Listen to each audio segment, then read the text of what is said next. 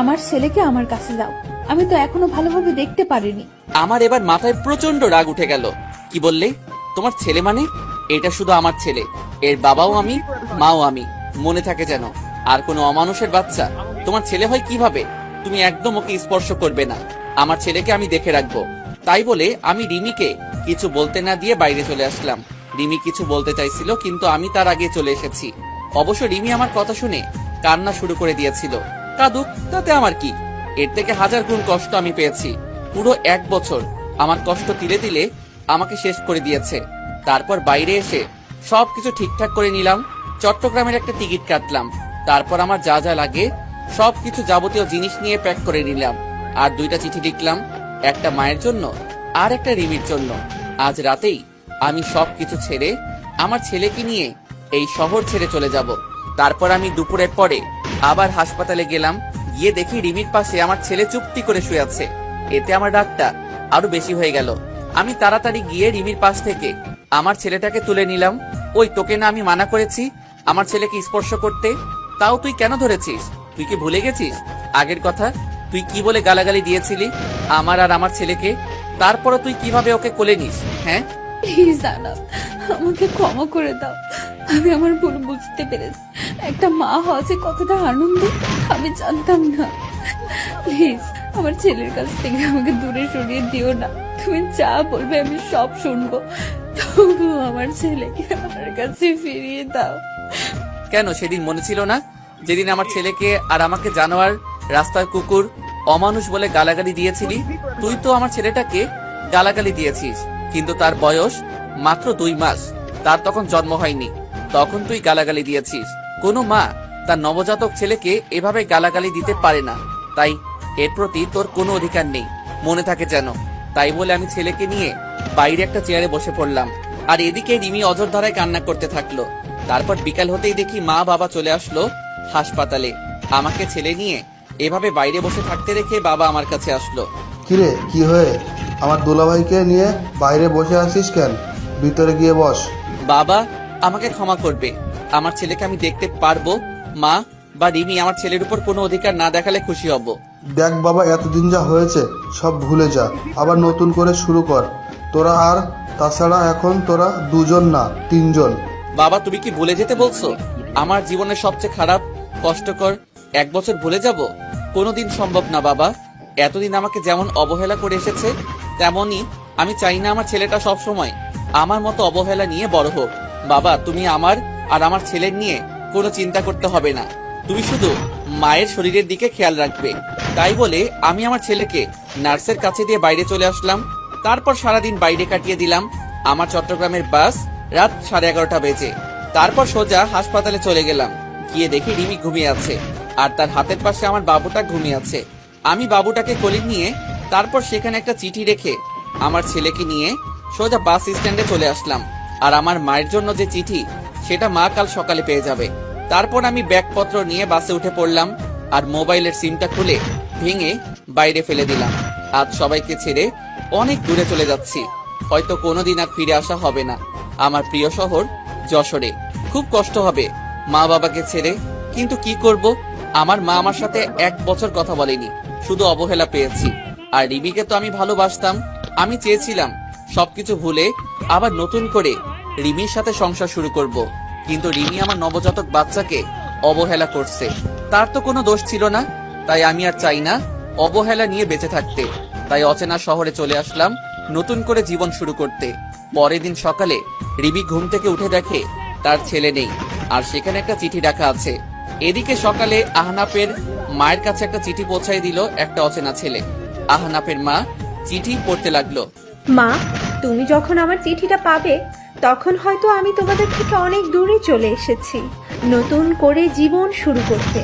মা, আমি জানি তোমাদের ছেড়ে থাকতে খুব কষ্ট হবে, কিন্তু তাও আমাকে মানিয়ে নিতে হবে। আমি যে 1 বছর তোমাদের কাছ থেকে অবহেলা পেয়েছি, সেটা আমি সহ্য করতে পারতাম না মা জান। খুব কষ্ট হতো। মাঝে মাঝে মনে হতো এই পৃথিবী ছেড়ে চিরতরে চলে যায়, কিন্তু আমি আমার ছেলের জন্য নিজের ক্ষতি করিনি, কারণ আমার যদি কিছু হয়ে যেত তাহলে আমার মতো আমার ছেলেটাকে এমন অবহেলা নিয়ে বড় হতে হতো। আর আপনজন অবহেলা করলে কতটা কষ্ট হয় শুধু আমি জানি। তাই আমি তোমাদের ছেড়ে অনেক দূরে চলে যাচ্ছি। আমি তো তোমার কাছে সেই 1 বছর আগে মারা গেছি। তাই আর তোমাদের ছেলে বলে পরিচয় দিতে হবে না।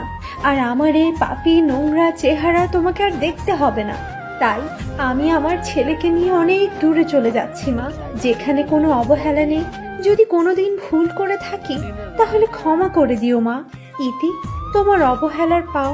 আহনাফের মা চিঠিটা পড়া মাত্রই কান্না শুরু করে দিল আর তাড়াতাড়ি উঠে হাসপাতালে যেতে লাগলো। এদিকে হাসপাতালে আহনাফের দেওয়ার চিঠি পড়তে থাকলো। রিমি, তুমি হয়তো জানো না, তোমাকে আগে 2 বছর যেভাবে ভালোবাসতাম ঠিক সেইভাবে এখনো ভালোবাসি। কিন্তু আমার ভালোবাসা তুমি বুঝলে না। মনে করেছিলাম জেল থেকে বের হয়ে আবার তোমাকে বিয়ে করে দুজন সুখী থাকবো, কিন্তু বিয়ে হলেও আমরা সুখী হতে পারলাম না। তুমি যদি চাইতে তাহলে আমাদের সংসারটা আজ অন্যরকম হতো, কিন্তু তুমি চাওনি, কারণ আমি যে একটা অমানুষ জানোয়ার, তাই না? তুমি তো একদিন বলেছিলে আমার গর্ভে কোনো অমানুষের বাচ্চা ধারণ করতে পারবো না, কিন্তু আমি তোমার প্রতি কৃতজ্ঞ যে আমার ছেলেটাকে তোমার গর্ভে ধারণ করার জন্য। আর তুমি যেদিন আমাকে ভুল বুঝে থাপ্পড় মেরেছিলে সেদিন জানো কতটা কষ্ট পেয়েছিলাম। আর তুমি কি বলেছিলে? আমাকে ক্ষমা করে দাও। আমি সেদিন রাগের মাথায় উল্টাপাল্টা বলে ফেলেছি। রিমি, তুমি কি জানো মানুষ রাগের মাথায় সবসময় সত্যি কথা বলে, আর তাই সেদিন তুমি যা বলছো হয়তো সব সত্যি।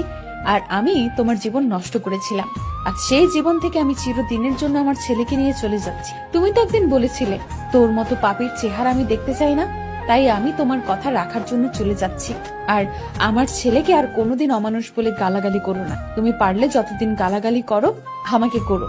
আমার ছেলেকে আমি কেমন ভাবে গড়ে তুলবো জানি না, কিন্তু তোমাদের মতো অবহেলা করব না যেভাবে তোমরা আমাকে করছো। তাই আমি চিরদিনের জন্য তোমাদের ছেড়ে চলে যাচ্ছি কোনো এক অজানা শহরে। যদি পারো আমাকে ক্ষমা করে দিও। হিতি একটা অমানুষ। রিমি আহনাফের চিঠি পেয়ে পাগলের মতো কান্না করতে থাকলো আর আহনাফ বলে চিৎকার করতে থাকলো। তখনই আহনাফের মা আসলো রুমে, আর রিমি আহনাফের মাকে জড়িয়ে ধরে চিৎকার করে কান্না করতে থাকলো আর বারবার আহনাফ ফিরিয়ে আসো, আমার ছেলেকে ফিরিয়ে দাও বলে চিৎকার করে কান্না করতে থাকলো।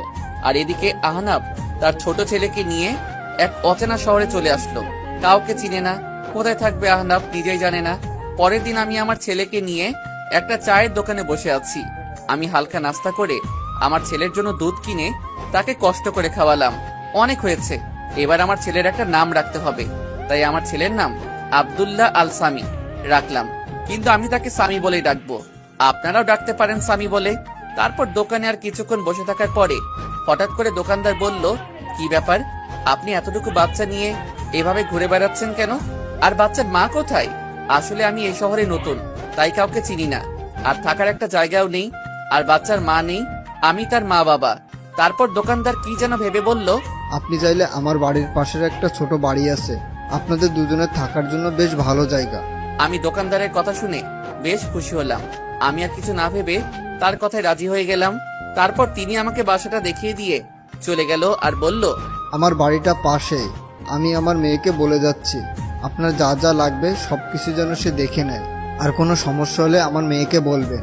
দোকানদার তাই বলে চলে গেল আর আমি ঘরটা একটু দেখে নিয়ে কাজ শুরু করে দিলাম, মানে ঘর গোছানোর কাজ। কিছুক্ষণ পর দেখি একটা মেয়ে আসলো রুমে। ও, আপনি তাহলে তিনি যার কথা বাবা বলে গেল? তার মানে ইনি দোকানদারের মেয়ে হবে হয়তো। দেখতে মাশাআল্লাহ বেশ সুন্দর, তবে গরিব বলে বেশি সাধারণভাবে চলাফেরা করে, তাই সৌন্দর্যটা বেশি ফুটে উঠছে না। জি, আমি এই ঘর ভাড়া নিয়েছি। আসলে এখানে কাউকে চিনি না তো, তাই আপনাকে আসতে হলো। আপনি একটু দেখিয়ে দিলেই চলবে। আরে আপনি কোনো চিন্তা করবেন না, আপনার যা যা দরকার বলবেন, আমি দেখিয়ে দেব। আর আমাকে আপনি করে না বলে নাম ধরে ডাকলে খুশি হব। আমার নাম তনিমা, তনিমা বললে খুশি হব। ও আচ্ছা, নাম ধরেই ডাকবো। তখনই স্বামী কেঁদে উঠলো আর তনিমা বলল, এখানে একটা বাচ্চা কান্না করছে কোথায়? আমি তাড়াতাড়ি গিয়ে স্বামীকে কোলে তুলে নিলাম, কিন্তু কান্না থামার কোনো নাম গন্ধই নেই। এই বাচ্চাটা কার? কার বাচ্চা চুরি করে নিয়ে আসছেন? বলেন কার বাচ্চা, নইলে আমি কিন্তু লোকজন ডাকবো আর বলবো আপনি একটা বাচ্চা পাচারকারী। আমি বাচ্চা চুরি করতে যাব কেন? এটা আমার ছেলে। আপনাদের কাছে এই পার্টটা যদি ভালো লেগে থাকে তাহলে অবশ্যই চ্যানেলটাকে সাবস্ক্রাইব করে দেবেন আর পাশে থেকে বেল আইকনটি বাজিয়ে ভিডিওতে লাইক করে দেবেন। আপনারা যদি চ্যানেল গল্প আমরা কন্টিনিউ করি তাহলে আমাদের চ্যানেলটাকে সাবস্ক্রাইব করে দেবেন। একটা গল্প নিয়ে আসতে আমাদের অনেক সময় লাগে, এডিটিং অনেক কিছু করা লাগে। আপনারা যদি আমাদেরকে সাবস্ক্রাইব না করেন তাহলে আমরা উৎসাহ পাবো না, আর নতুন নতুন গল্প নিয়ে আসবো না। যদি আপনারা চান এটার পাশাপাশি আমরা আর একটা গল্প আপলোড দিই তাহলে আপনারা আমাদেরকে কমেন্ট করতে পারেন।